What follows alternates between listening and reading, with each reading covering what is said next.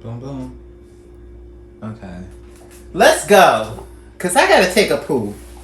Ew. I kind of want to go back into that topic because, listen, I just feel... What are you doing? No, we don't need... Are you recording this? No, I haven't started. So Kenya has a droid, right? And for some reason, Kenya thinks that the droid is a better phone. Kenya and I think... First of all, that's the problem. That's the problem with you iPhone users is because y'all try to demean it down to just a droid. I don't have a droid. That's what the fuck it's called. It's called a droid. No, it's only called... It's just kind of like black versus white. The only reason that they're white is because I'm black. Well, only different there, but that's what I'm saying. That's racist. It's racist because there are so many different droids out here. Only because there is one subset of iPhones. Okay, there's so many different droids, but I have the droid of the droid. I have. It needs to not even be called a droid. It is a Galaxy. I have a Samsung. It don't. You are a liar. You are on video, literally saying how dope and good it looks. But when you put it on TikTok or Instagram, the video looks blurry. Lies. It don't look good. Lies. That's why I know that there's two type of eyes in this universe. There's the ratchet eye of the droid, and it's like you watch a video that's filmed on the droid. It's like no, it don't look good. And you even have seen it and said it yourself. We have video footage. You admit it. No, it looks good on your phone. It does not look good when you place it online. And it's like obviously. Lies. The metaverse and Elon Musk's world don't like the droid. It's all about the iPhone. Lies. And you know it, bro. Like you know it. As much as Kenya over here talking about she loves the droid, Kenya got an iPhone, y'all. It's so only because y'all are in cults. What that got to do with anything? Clear as day. Isn't this you on TikTok? It's blurry. Clear as day. You're a liar. It's blurry. What? And it don't look clear to me. It just looks. It looks like it's on a plantation field. You don't look like on a plantation field. It just looks. It looks like Y'all. Anyway, that music is not copywritten because we only used 30 seconds of it. So not if y'all try to come after my ass for using that, you're not gonna get a dime because we don't have that type of money over here. So go ahead, lawyer up because you're gonna have to catch me if you can. Have you ever know that movie Catch Me If You Can? I don't think so. With Leonardo DiCaprio, I used to have the biggest crush on his white ass. Wow. Doesn't surprise me. Mm-hmm. He could get it. Really, really quick. If y'all are wondering why the hell I look like a 7-year-old kid glossed out who mama just put Vaseline all on their face after they got out the shower, it's because my body handles stress differently, and in order for it to let me know I'm stressed, because I tell myself all the time that I'm not stressed and nothing's wrong, it's decided to attack my face. So there looks like I have like a very light pink outer ring, and you'll also see me like grab some Aquaphor throughout this taping and like be putting it on there, just because at this point like my skin is it's going against me, but I'm healing it mentally and physically. So. But if you would have never told anybody that, I'm sorry you're going through that, nobody would have knew. I'm sure because even when you look back on the tape, it'll look like why she got so much damn grease around her lips, or it'll have like a pink ring. But at the end of the day, this is the thing. Anybody that sit there and have to point out shit like that, I want to see what y'all fucking look like. Because I get stuff like that too. They like, girl, you need to cut your head off. No, bitch, you need to run your fucking business, ho. Not your whole head. Yeah, they said I need to cut my hair. And okay, that's not your head. Oh, yeah. That was my grammatical error in life because I was really triggered. Oh goodness! So I want to take it back to the fact. I wanted to Eminem myself. The reason that Eminem was such a cold ass rapper is because he Caucasian and a mess sometimes too. Little racist, and he said the N word. He alright, and he said the F word. Let's not give him too much credit. He rapped. But he has the KKK and Confederate written right all over him, okay? So all I'm saying is I Eminem myself by calling out my flaw or my issue before somebody else can get in the comments somewhere. He look like a skinhead. All right. He do. Moving right along. Eminem does look like a skinhead. Yeah, he can rap. It's a skinhead rapping. They all holograms anyway. They all dead. They probably them Illuminati. You know that. I don't know, but that's conspiracy that they all dead. What was you talking about? Anyway, let's go back for a second because we were talking. I'm sorry. I'm going to go back a little bit because we were talking and like I think I finally figured it out. I was trying to record this in 4K, so now I switched down to 1080p because I want to make sure we get this video. Kenya's taking an eye to make sure that we're recording. But this is our last attempt because Kenya wants to get the booty puke, which is Taco Bell, and that's okay. We were talking about the fact I just want to get food. Hey, we were talking about the fact that when I was younger, my mom didn't used to let me eat over everybody's house, and she let me eat over my friend Matt's house, who happens to be a Caucasian male. And I went over there, and I hadn't been used to the fact that, you know, some people do their spaghetti differently, and Matt's mom decided to hand wrap, and I think it was wrapped. She wrapped the pasta to make it look like a pyramid, and then put the meat meatball and the meatball and shit on the side. And I was like, what the fuck is this? And then she had these green beans, and I was like, okay, I'll give it a try. And I was really happy. And I put that fucking green bean in my mouth. No salt. Oh my God. Nothing. No butter. Nothing. That's exactly what. But I was like, because Matt was cool. I was like, oh, I'm gonna be like around him and everything. And I kind of think I had a crush on him because Matt gave me like gay vibes and all that kind of stuff when I was growing up. But gay vibes and unseasoned food. Very unseasoned food. So Kenya is like, well, you know, this is why you don't eat over people's houses. And the basic reason that Kenya doesn't eat over people's houses is because Kenya's a very clean person. I'm just going to get to the point. I had roaches. I had roaches in my apartment at one time, and Kenya's girlfriend at the time said, hey, still is, but she said, hey, you can't hang around with Joshua because he has roaches. He needs to shake his bag before coming into our place. Kenya was not allowed to bring any bags into my place because my apartment was full of roaches. Hey, Cam. And basically, anytime that I went over Kenya's house, I had to shake my belongings. And I'm not ashamed of that. Yes, I did have a couple of critters running around here that spoke to Kenya when she came over because they knew her by face. Girl, a couple? It was a lot, girl. It looked like a fucking forest of roaches. If y'all are old enough to remember Joe's apartment, that welcome to Joe's apartment. Mm-hmm. It wasn't that bad, but that's literally what I was in the mind frame of. And it was just because at the time, I don't know, like you knew you had them, but was it just not important for you to correct it? I just feel like I rough it. Like I live in the hood, and you know, the roaches are known to be in the hood. And that time I came over Kenya's place, like I don't know, because I brought a couple people with me. And I remember Chelsea was with me too, and I told Chelsea. And you done seen Chelsea house. Baby. I said, Chelsea, you have to shake Chelsea's house, baby. You have to shake your bag before entering Kenya's apartment because somebody. Apartment, no, baby, I have a beautiful home. A house, okay, whatever. She said somebody brought over a roach to her house. No one was. So mind you, again, like this didn't record all the way. So it was some stuff in T I found out prior to. So he gonna just make that statement on somebody brought it up. Somebody, because there was several people. He just said how when he was at a work, he used to work at a restaurant. And he was at work, and he said he put his bag down, and a roach crawled out. Yeah. And his ass said, "I don't know who brought what." I don't know who brought this in here. Like y'all didn't take your bag. His. But it's the same thing. Like when you fart, and you don't necessarily want to admit it. Like you know, roaches get a bad connotation. Nah, bro, a fart can be gone with the wind. A roach that multiplies every time it squats a spot, baby. And roaches have this negative connotation of when you know that a person has roaches, you think that they're automatically nasty. So I remember a time period when Kenya would come over, I'd be like, oh, you want a bottle of water?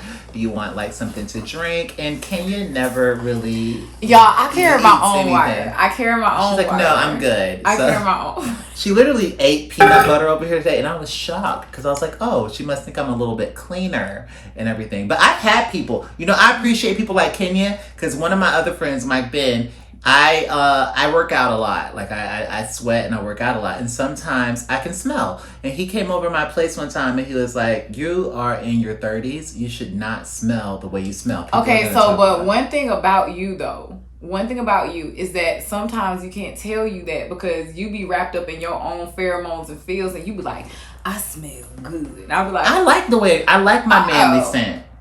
But is it your manly scent or your manly stench? Hey, I like a good manly stench. Smells like, you know what it smells like? It smells like hard work and success. Oh. Oh, Lord. Okay, that was bars. You don't like, yes. You don't like it sometimes when a man gets on top of you and he smells like he's working? I would fucking throw up. You don't like this? You don't like this come smell and of a lay man? your stanky ass on. You can be a man, dog, cat, woman. I don't give a damn. You put your stanky ass on me, we're gonna fight. We are going to fight. So you don't like golden showers or the all right? Are you? Oh my God, I would die. You wouldn't let the people... Caskets up.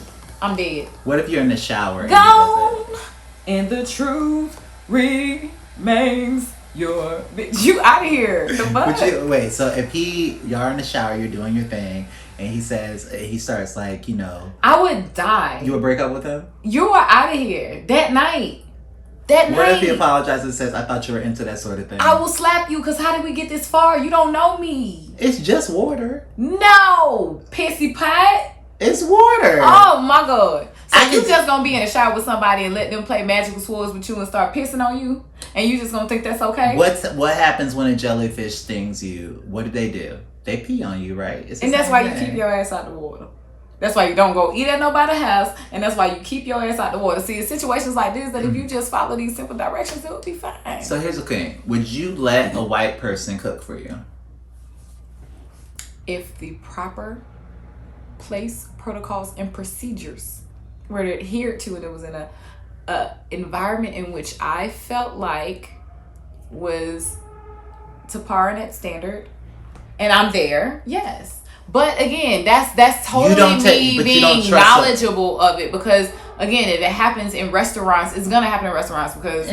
But to me, I feel like a restaurant also has a code of conduct, literally a code that they have to adhere to as it on a grade scale. So to me, that's part of it. Remember, part of it that I won't eat at people's house is because I don't know how to keep house. In a restaurant, I'm low key playing the titter tatter with the fact that a white person might. Because you about to go eat Taco Bell, and Taco Bell is owned by a white person. I don't care. It got Mexicans in there. It got niggas in there. That's stereotypical. We season stuff. But that's stereotypical to say that black people and Mexicans know how to cook. Definitely season their food. And Caribbeans, don't forget them. Okay, so you're saying you don't have the surrender and trust to say, if somebody says, oh, you know what, Kenya, I like you. I love your cooking. Let me cook for you. Greek food is not as seasoned as our food. Okay, you have a cook. So here's the thing. Greek food as seasoned as our food? So is Greek food as I've had some good Greek food, baby. We've all had some great food. I had some great. But on a consistent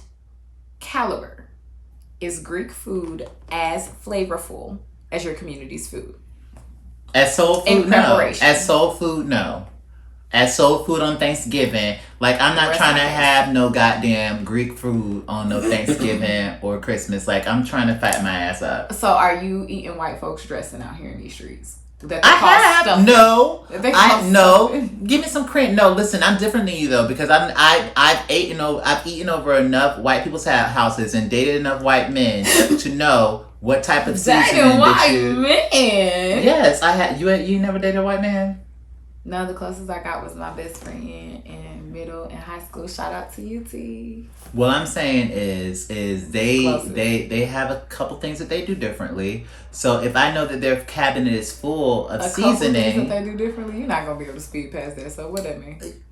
Without trying to get a community violation, the difference between if I have a stench, or like if I go work out at the gym, and if my white boyfriend goes and works out at the gym, we smell different. White people and black people smell differently.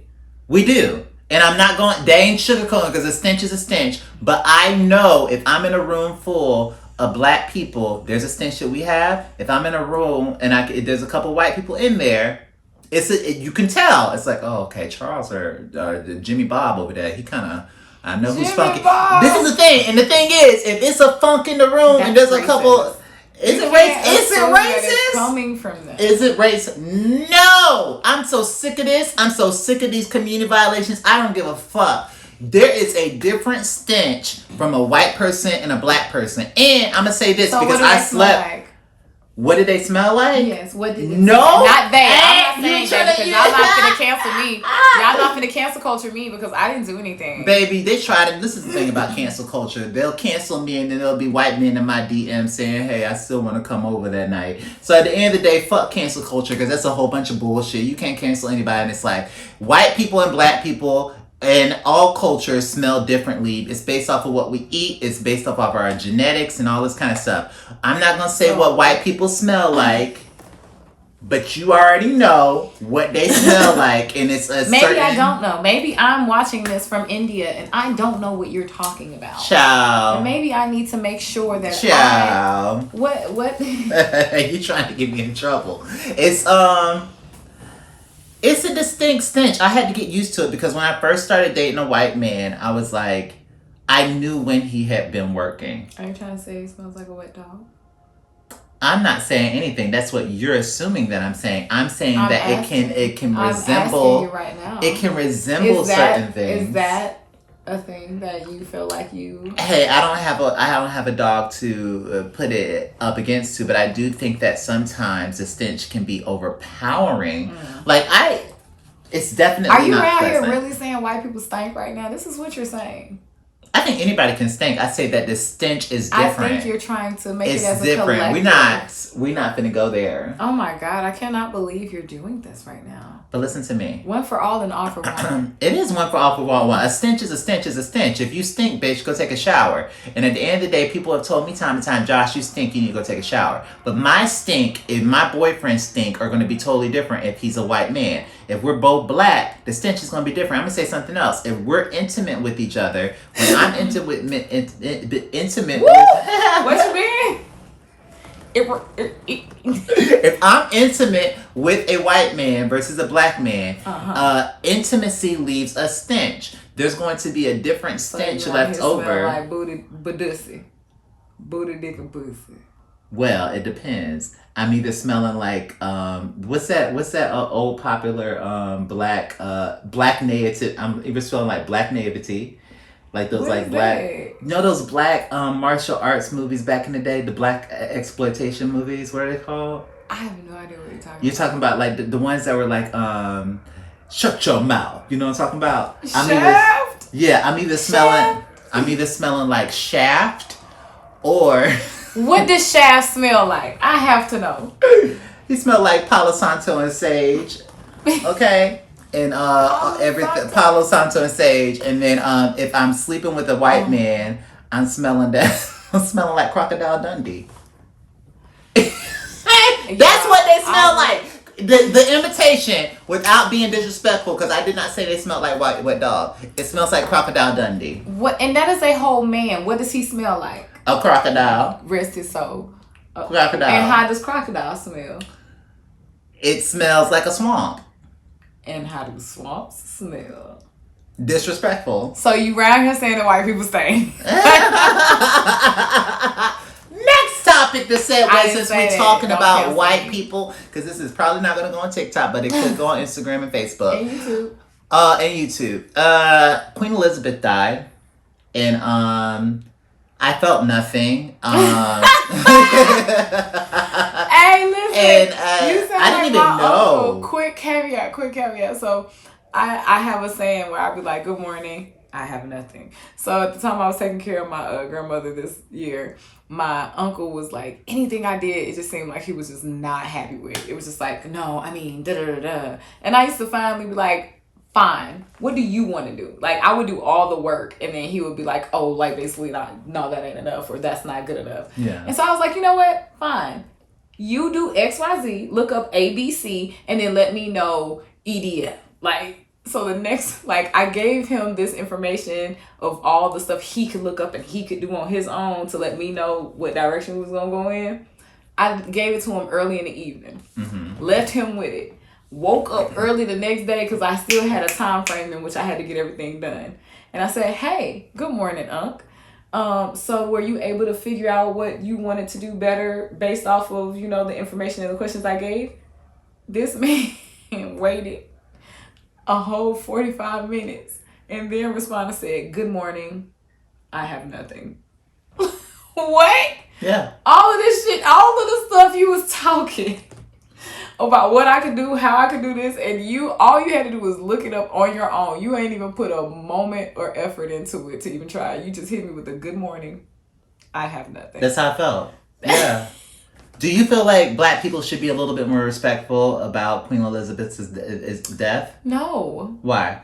Because what in the Stockholm Syndrome?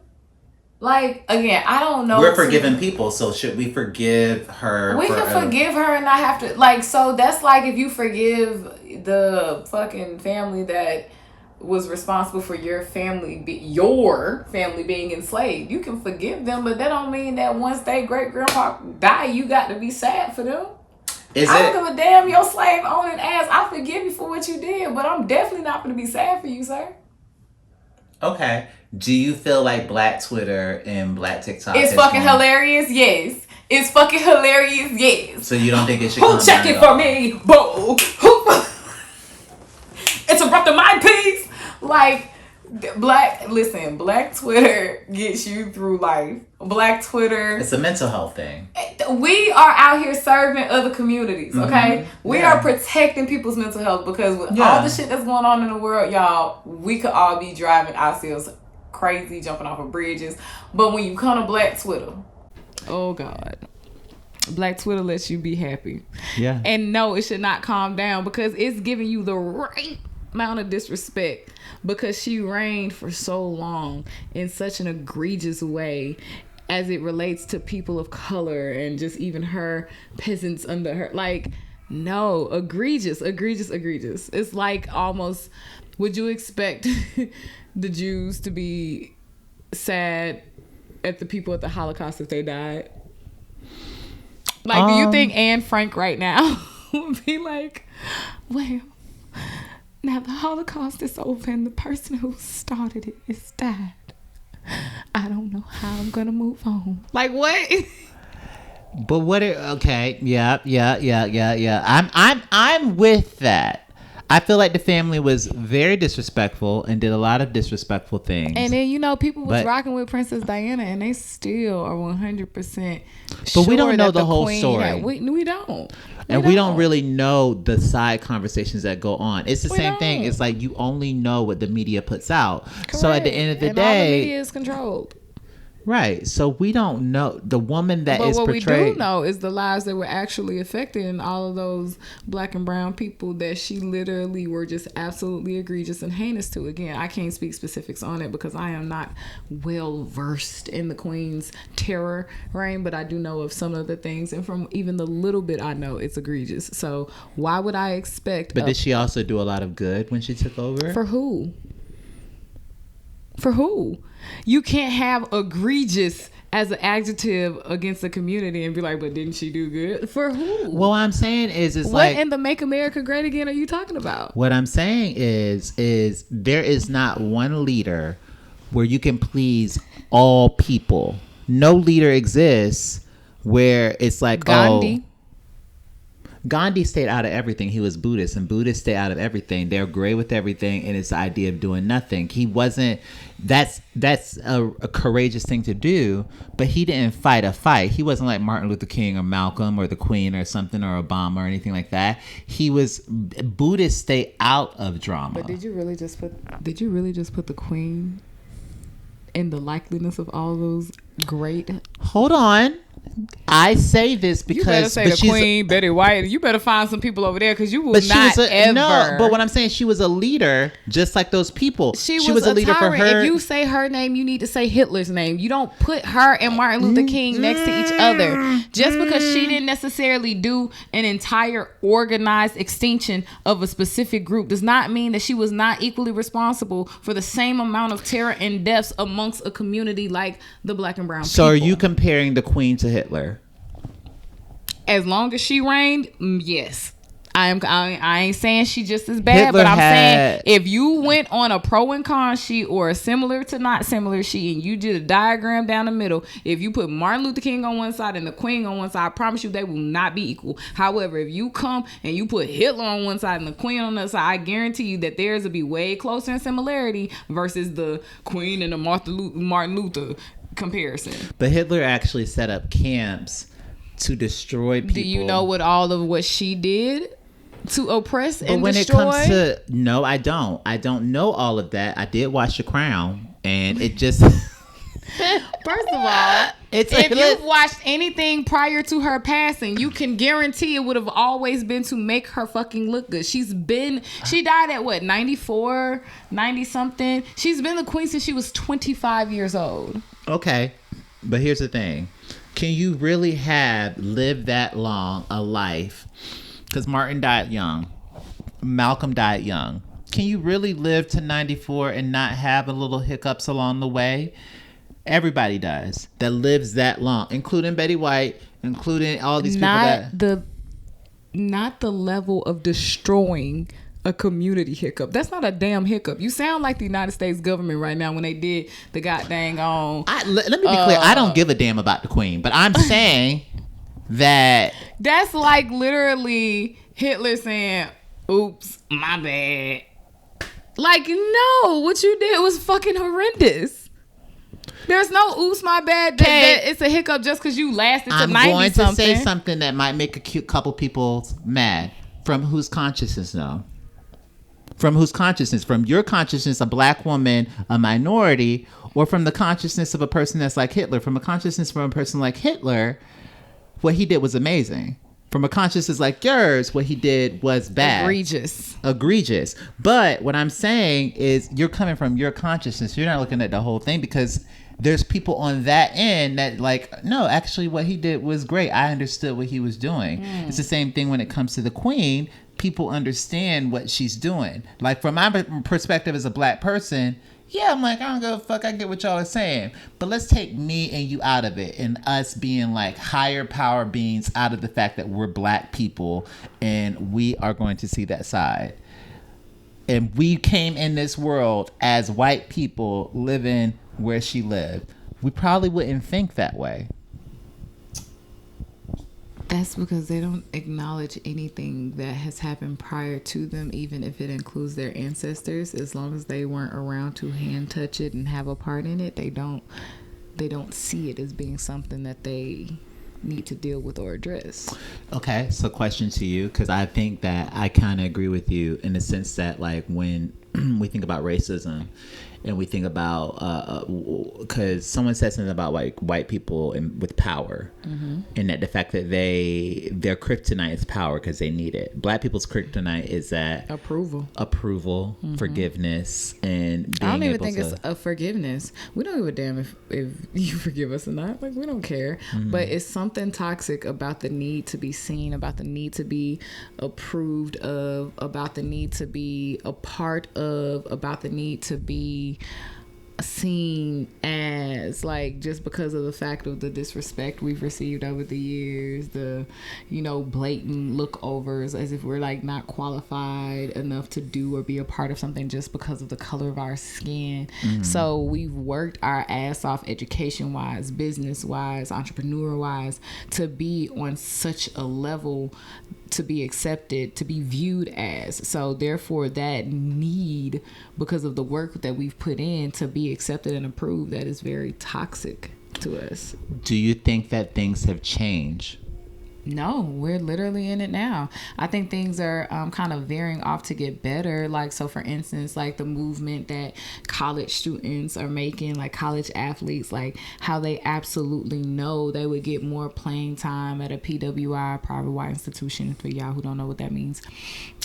So they know, like at Duke or anything like that, that they'll definitely get more of the stream time, right? Because they're, a prestigious PWI and they have all the resources, the network connections and all of that, because they give all of those things to those type of communities, right? But now it's like, as of late, our future, our young ones of our community, they're stepping up and they're like, I see what's going on, and I raised your PWI to my HBCU, and they're giving power back to our community. They're taking their A1 talents, which is normally going to be selected for a D1 school, which D1 schools are typically like private white institutions, and they're taking this now D1 talent and putting it back into the community of their HBCUs. And so now it's mixing up the pot because you only want to go see the best players. So if you're a lover of the sport, if you're a passion of the game, you only want to see the best players. So now they're causing foot traffic into our communities, which is going to help build us, give us money, and do all of this stuff. So the change is coming with the future. They're strong enough and they're witty. They're smart, and they don't give a fuck. They don't care. They don't care. Shout out to Gen Z. So, and the thing is, since we're talking about like black people and like how things are shifting and all this kind of, I think it just went off. It just went off. I think so. It just went off. Just pause it. Get up. Pause and go it. look You want me to look and see if it's off? Sorry, guys. We're gonna. I'm being so responsible. Yeah, you're being responsible. It is not off. Okay. Scared, y'all. Sorry, guys. We're making sure that we have fucking retakes. All of this. It's my battery's low. But we have 30 minutes of footage. Halfway through, I had to hit record on the microphone. Oh my god! But it's so okay because terrible. That's fine. Now you know when that button's not on. Kyna is so fucking unprofessional, guys. Like the here we go back here again. Like, oh my god, we have all these like equipments and everything, and all these people helping us, and we're like not doing this on an iPhone in my goddamn hoodie apartment that used to have roaches. You are killing me. Kyna would literally. Did you shake your bag before you came to my house? Listen, shake your bag. I was gonna get put out the house, y'all, and I didn't have nowhere to go. I was like, listen, girl, I had to get my friend together. Earlier this year, her girl was like, you're trying to be like a social media celebrity and all that kind of stuff. Go take yourself to the nail salon and get those chip nails fixed. I said, wow. But you know what I appreciated in that moment? I was walking around with chipped ass nails, which some of y'all and would now they have me recently on. been on point Yes, so much. They have. I'm like, okay, I appreciate. I listen to you guys. The only reason that I'm not cutting my hair, there's reasons for it, but I'm not gonna cut my hair yet. But I've been trying to. I'm like, let me keep my nails on point because she does have a point. Like with visual aesthetic is important. I want to go back to the topic that we were on and kind of switch gears because I feel. Though black people are really thriving, I think that there's so much fucking pressure put on the black woman, the black man, the black LGBTQ community. And when we make it, it's this sense of like, even in this world, it's always like Dead or Alive or Mortal Kombat when it feels like someone's out to get you. And so I want to kind of touch on the Tiffany Haddish, Aries Spears situation where I think it's very inappropriate what happened.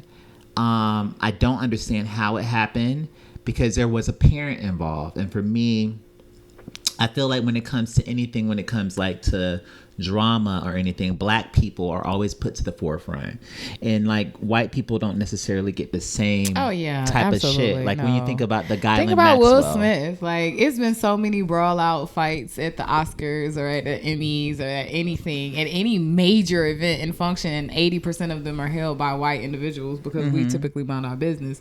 But this one that we had, it was circulated faster than a goddamn fire. Than a fire that's going through a goddamn shed house or shot house, like them small little houses. Like, yeah, it spread quick, baby. What is that about, do you think?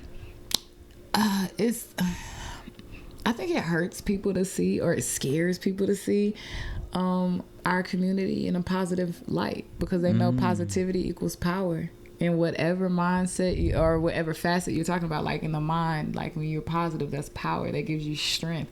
And to strengthen us, the already melanated ones, like that's crazy. You gotta keep them down. You gotta keep them down. So with this Tiffany Haddish, Aries Spears situation. So it's very conflicting for me actually. And everybody's like, what, bitch? How is it conflicting? You saw the shit is wrong. And it's like, yes. But if you go back to the archives of when Aries Spears posted it, like years and years ago, obviously all these years ago, it literally was a skit that said through the mind or through the eyes of a pedophile. So if you go into it with that understanding of, if you read this title and you look at something and it's somebody portraying or it's informing, saying through the minds of a pedophile, and they're putting you in these really regular situations where parents do constantly ask family members to watch their kids, or putting their kids off on someone else, not knowing who that person is on the inside. It was showing you very realistic how those situations can be taken and inappropriately used, you know? So it's like, theoretically, that's what he was doing. Maybe he was trying to do it in a comedic standpoint, which was absolutely poor of taste. But if you look at the damn title, it shows and says what it's doing. And then that brings me on to your point. In that means a guardian had to be involved. And the script had to be given, and you didn't read the script. You didn't know what was going on. You didn't ask your child. Why weren't you on set? Why weren't you on set? Why didn't you ask your child how it went? And then now you're trying to sue, and it's like, most of the backlash. I really don't want it to also sound like we're victim shaming or anything like that. Oh, no. I'm not victim shaming. I'm it's also just, like, it's I questions have questions that need answers. Like QT and AS. Questions that need answers. That's the problem that I have with cancel culture. Ain't nobody worried about that. Go ahead and apply. I think the problem I feel like with cancel culture is anybody can put out something very triggering. Like, I could be like, hey, can you smack me across the face? I have the video, and I put up a 10-second video of you smacking me on the face. Not knowing you cussed me out before. Yeah, I didn't. Me inappropriately. Yep. And I was just getting my lick back. Yep. Yeah. I had that happen the other day where I was not minding my business, and there were some cops outside, and they were knocking on this person's house, and I felt I wanted to use my inner white woman and say, hey, what the heck is going over here? Why are you over in these people's business? And so what ended up happening was I went and grabbed my phone and started recording. And I didn't even know the whole situation, because I asked the cop, I was like, do you have a warrant? And he said, I thought you were minding your business. And so then I started recording. Do you know you're a black man in America? I forgot. I understand that you be wearing these wigs and you be, but bitch, you's a black man in America. I was my inner white woman came out. Okay. Girl, your inner white woman almost got your ass 187. Well, I also was triggered because I thought the man was hot, and like I felt like he triggered me back. He's like, because he asked me a question. So you gonna get your ass shot up because you think somebody little ping probably busting on that thing.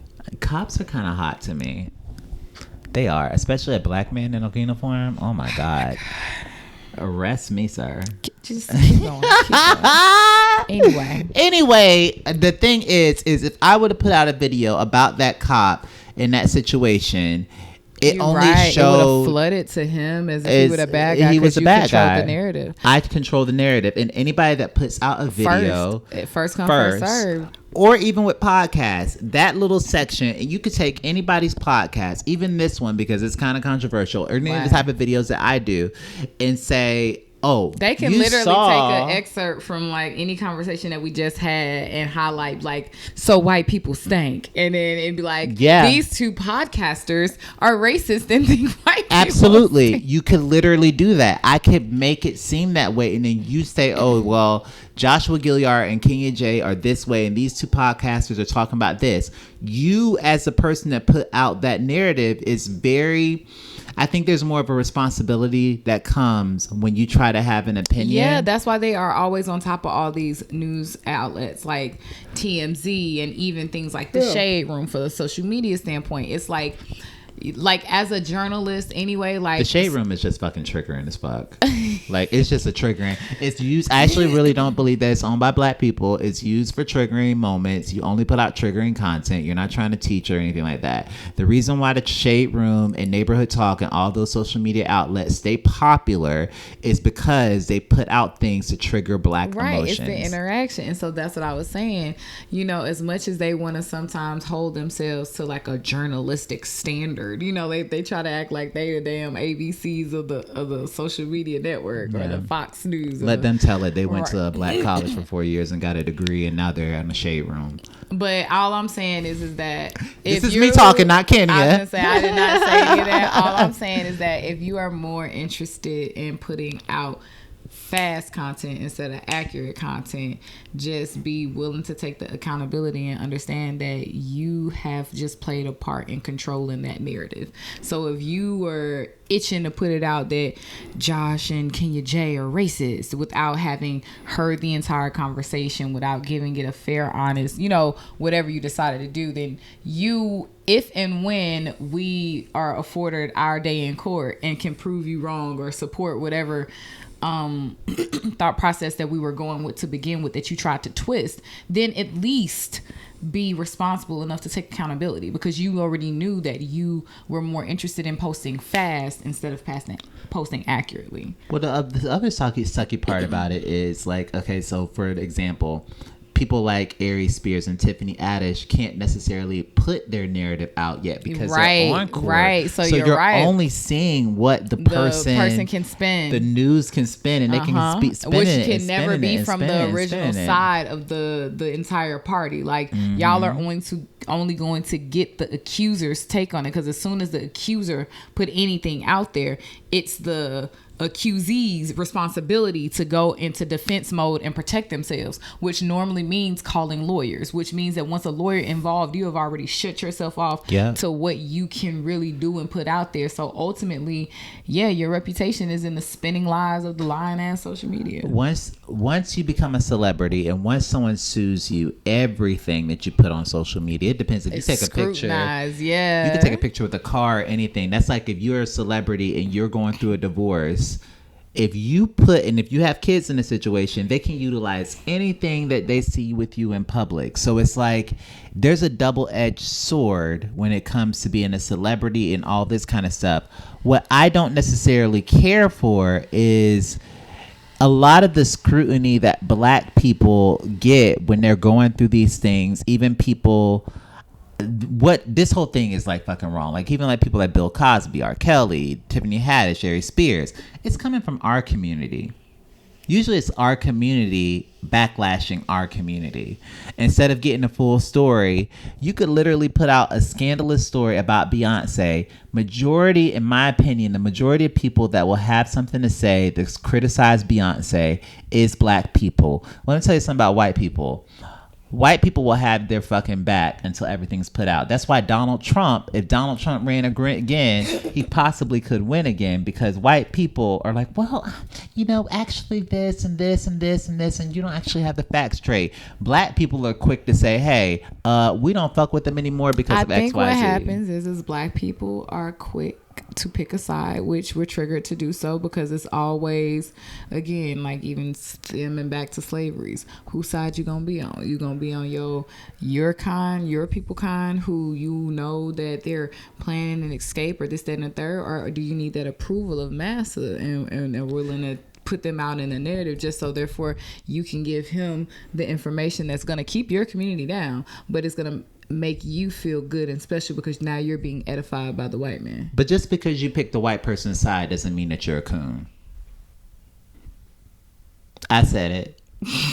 Just because you pick the white person's side doesn't mean you're a coon. Just because you vote Republican doesn't mean that you're not for the black race. Just because you vote Democrat doesn't mean that you are more black. Just because you're eating ham hocks and potato salad with the black people and then not sitting down with the white people doesn't make you more for the black culture. It might mean that you just have diabetes. So at the end of the day, we're going to start pushing this narrative just because you listen to hip hop music, baby, that you're more blacker than the person that votes Republican and everything, because sometimes the people that go and vote Democrat, they actually don't know who's on the ballot. Y'all just sitting there checking the Democratic thing and not really doing the research. So we're not going to push coon.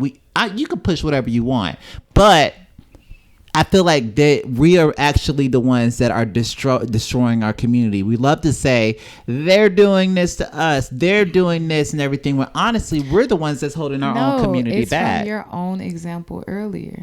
Yeah, they are, and it's because of this. Remember when you were doing this? The puppeteer. It's the puppet. Yeah. So regardless whether you like to do it or not, it's so funny because everybody always wants to and loves to fight in the present tense, like what's happening now.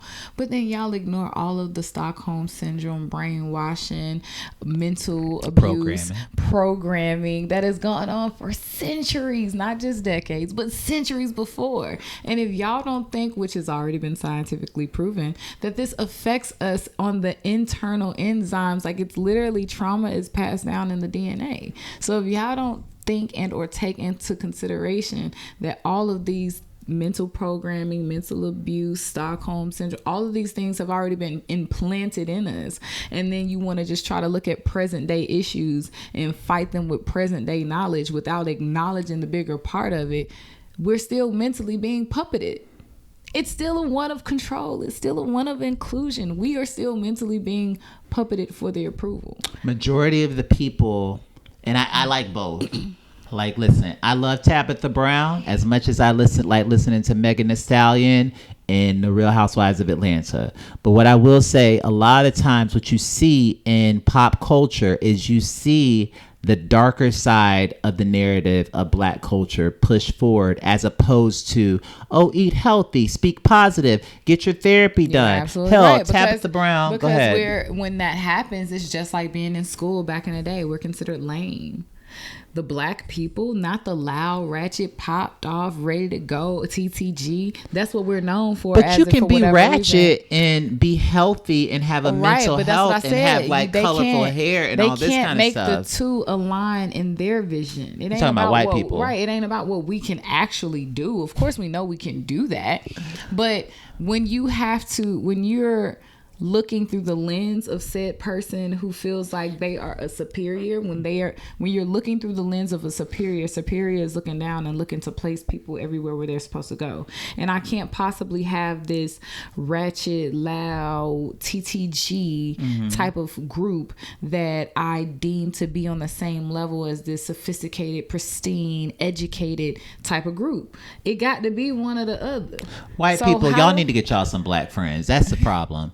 Susan, Sarah, Karen. The problem is y'all in one group, and then y'all have one Black friend in the group, and y'all like, oh, I don't have a problem with Black people. Yeah, you do. You can't even name half of the Black people in your goddamn neighborhood, but you don't have a problem with Black people. Well, that's just because they're minding their business. Not really. Y'all, just because you support a Black-owned restaurant don't mean that you're for the Black race. It's a start.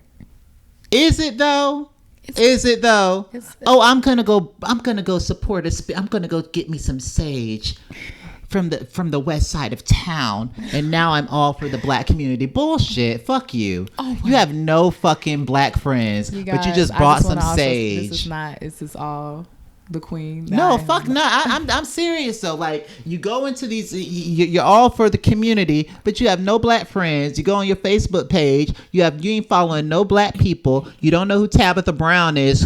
Tabitha Brown is one of y'all people. Like, white women love Tabitha. You know, white women love them some Tabitha Brown, baby. They will fight for a Tabitha Brown. And the thing is, if you are a white person in 2022 and you don't know who Tabitha Brown is, you are not for the culture.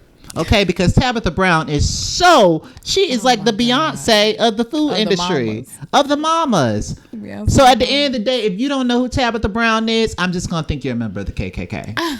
That's a little extreme. It is extreme, but at the end of the day, you know what else is extreme? A whole bunch of white women sitting at the table and there's not one Black woman. That to me is triggering. Okay, so basically you're saying it needs to be balanced. It does. Like our list. Why would you want it to all look the same with your tea and crumpets?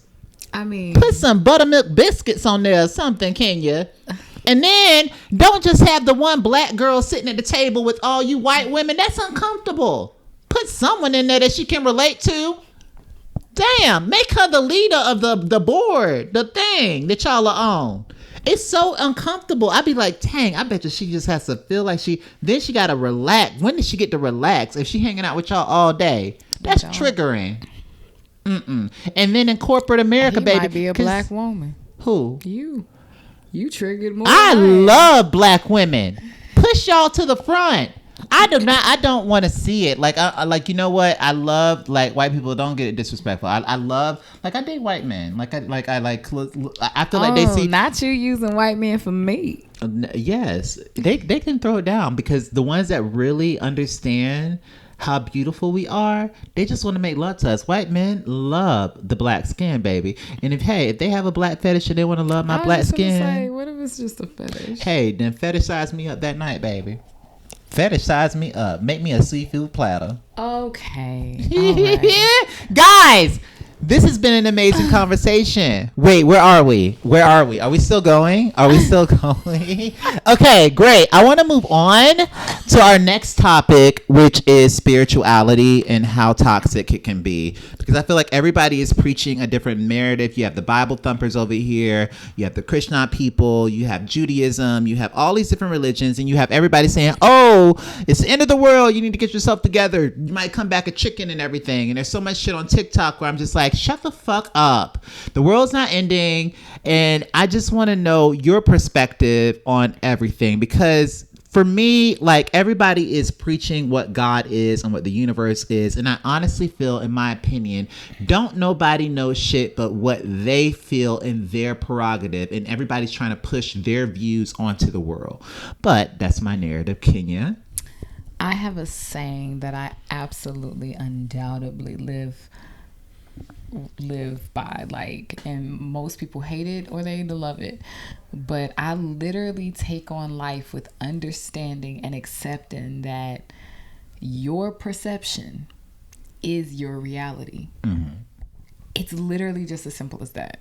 If you perceive that there is a higher being called God, and through that God, he is sometimes of love and sometimes of wrath, and he sent his only begotten son, whatever story that is, if you believe it, then that is literally undoubtedly your reality. But that does not change the fact that if I believe that there is a higher source that is within all of us, that connects us in some type of facet, that speaks to and through me, which means that I am my own God and my own entity and the controller of everything that happens in my life and dimension. If that's my belief, then that's my reality. So I really choose not to go against anybody who feels either way, because you can't change their belief, and whatever they believe is going to be their reality, which is why the word says, if you only had faith as small as a mustard seed, like if you just believed even a little bit,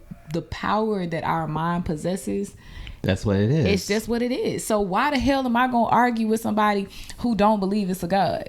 They strong-heartedly believe that there is not a God. So guess what? In their reality, in their world, in their dimension, it's not a God. Jehovah's Witness, stop knocking on my damn door. Like, how many people do Jehovah's Witnesses really get? Because at the end of the day, when they show up, I don't show out. That is a big community. Again, because of their belief. It's huge. And they really believe by knocking on people's door that that's going to change the narrative. Do you know your Lord and Savior, Jesus Christ?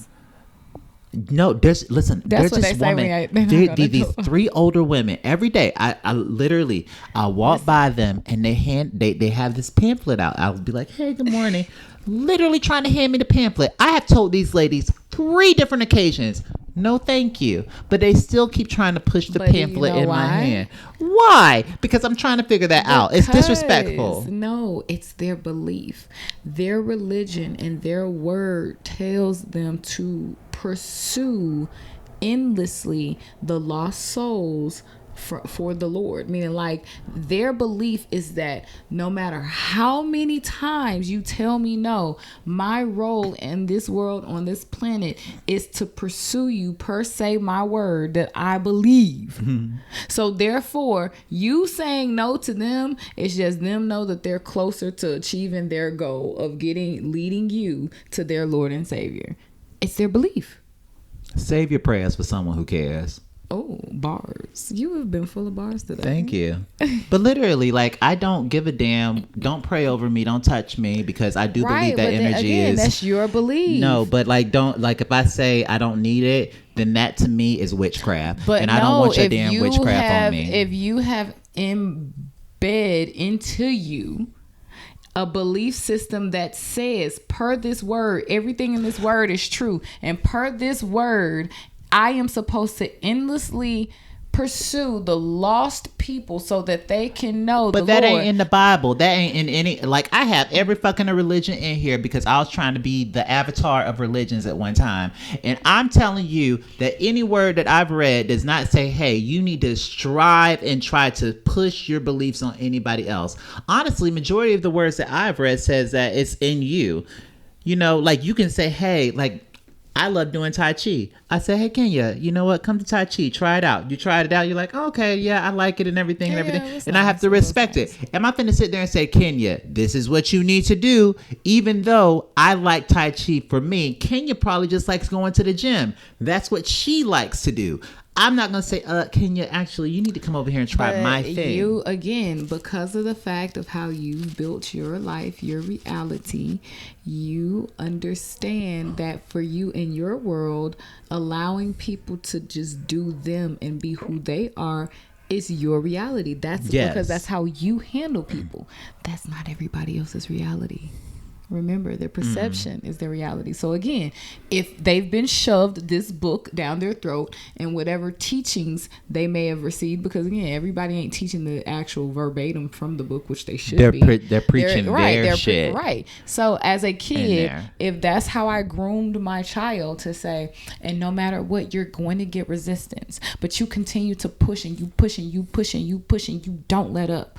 Not necessarily saying in a religious standpoint, but if I continue to plant that seed in my child's head, which is not a bad seed to be planted, but it just matters in the context. Because if that same seed, instead of me telling him to push forward, don't ever give up, was in the form of a religious weight on someone else, like, and when you come across these people and you tell them about your Lord and Savior, if they don't know who he is, that means that they are a lost soul. And what do we do for lost souls? We save them, we find them. You feel me? Like, that's brainwashing. But that's how people raise them, because when you are that much sold on your belief system, whether that's God, Buddha, Muslim, like, when you're that sold, then you gonna live and die by that word. Everything is a cult. You can't get away from it. But I will say this. Oh my gosh. How long have we been going for? We be going so much. We've been going. Hours and hours. Yours. Mine. I feel like there's other. Do this for hours. Sit and talk to you for hours. I wanna give you your flowers. And my bad. Well, someone is feeling something in some type of way. Kenya, I want to bring you back because I'm trying to look for someone that can do this not religiously. See, look at you trying to cult me. Y'all see that? I'm creating a Bible. Okay. I'd rather have my own fucking cult than go be a part of somebody else's. The fuck? I just don't think I should be a part of anybody's cult, actually. No, you should create your own cult. Oh, I just don't think cults are a thing. Cult, you cannot get away from cults. Anyway, you're about to invite me back. Cults. At the end of the day, even when you listen to rap music, now we're gonna be picked apart on somebody's YouTube channel, and they're gonna be like, "And you see, they in the Illuminati." We are. No, the fuck we're not. Are. No, the fuck we're not. Listen, I've been waiting on this day forever. Kenya J, I've been waiting to say and to debunk the fiction that everybody thinks that everybody who's actually made it to a certain level of entertainment is a part of some type of cult or Illuminati. Not me. Not this one. Well, a lot of it has to do with black people and their jealousy. But the way you talking right now about to have them all over our damn page. You know what? And they gonna be like, y'all saw he had on the red wig. And then she had on the red hat with the black shirt with the red writing. Boo. It's a part of the Illuminati. Lucifer and Lilith sitting right here in front of you. I'm not.